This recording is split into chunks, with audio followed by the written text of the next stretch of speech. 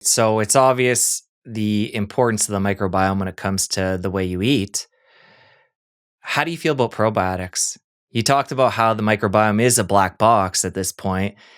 And for me, when I think about probiotics, I feel like we're still in the really early stages of figuring out different strains and species and how those are going to play out in the gut.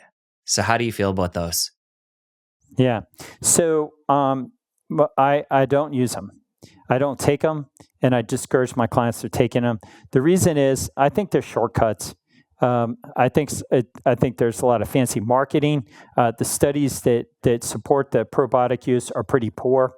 And I basically say, you know what? I've never seen a single probiotic supplement that comes as close to just a tablespoon of kimchi or a tablespoon of kvass or kefir. So I tell my clients, save your money. Don't spend money on probiotics. An interesting kind of intermediary is going to be a fecal microbiota transplant.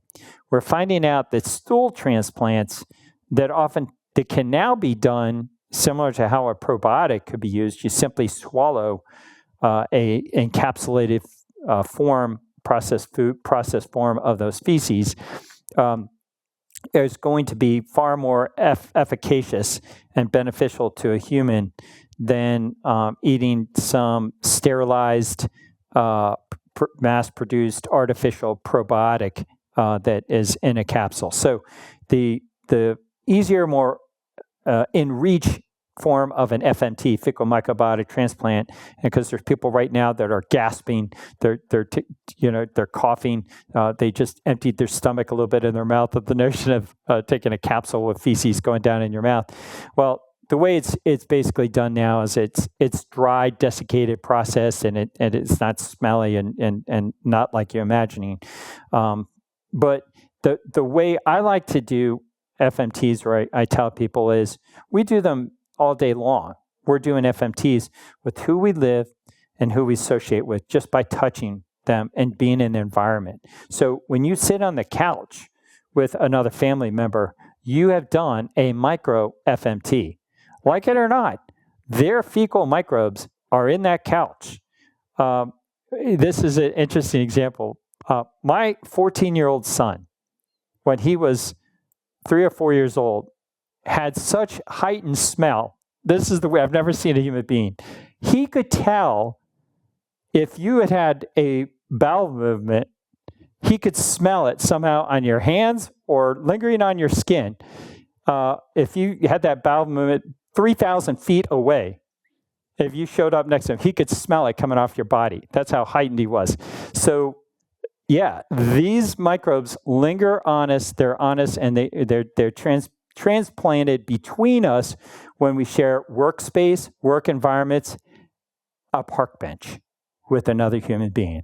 I mean, this is what's going on. So you want to have the healthiest microbiome because you don't know what you're harvesting. When you sit somewhere, you touch a handrail in a shopping mall, an elevator button in a building. You are harvesting microbes. And so you want the most amount of good ones. So if those bad ones are coming down, they can take care of those bad ones. And if they're good ones coming down and you got good ones in there, they say, hey guys, let's get about the business of taking care of boss man. You know, we want to make this, our hose, the healthiest as possible. So it's really, the microbiome is hugely important. All right. So no probiotics for you or your patients. No. What about other supplements? Yeah, I have some favorites. Magnesium glycinate, potassium. I think magnesium is the biggest nutritional deficiency in the United States, and it's likely the world. And you can't just take magnesium, you got to also take potassium with it. So it optimizes and helps you to absorb it better. So magnesium and potassium are essentials for me. I'm a big proponent of lithium orotate, lithium and the mineral, not the drug. I think that's marvelously neuroprotective against neuronal damage. So I think it's a great mineral to take.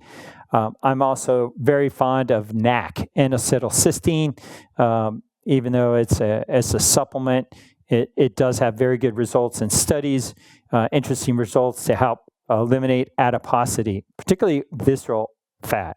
So I think NAC, it's also interesting to me, Jesse, that Big Pharma, through its influence on FDA, attacked NAC and they were banning it for a while. For a while, Amazon wouldn't sell NAC because the FDA came out and said, we're going to ban this stuff. So, Sean, I've got jars of NAC up in my closet because I could see they were going to come after that stuff. And if they're coming after a supplement, they're threatened by it. Because Big Pharma, that stuff is really good stuff. And I've given grams of it intravenously as a physician to people to protect against hepatotoxicity, liver damage, and people that get certain toxins, particularly like Tylenol toxicity. So NAC is really pretty beneficial stuff. And based on the behavior of how threatened Big Pharma was with it, I think it's a good supplement. So I recommend it to my clients. If you enjoyed that clip, press here for the full episode. I'll see you over there. Nothing that I'm aware of as a physician whose passion is to help people become the best biological versions of themselves possible, to optimize their health.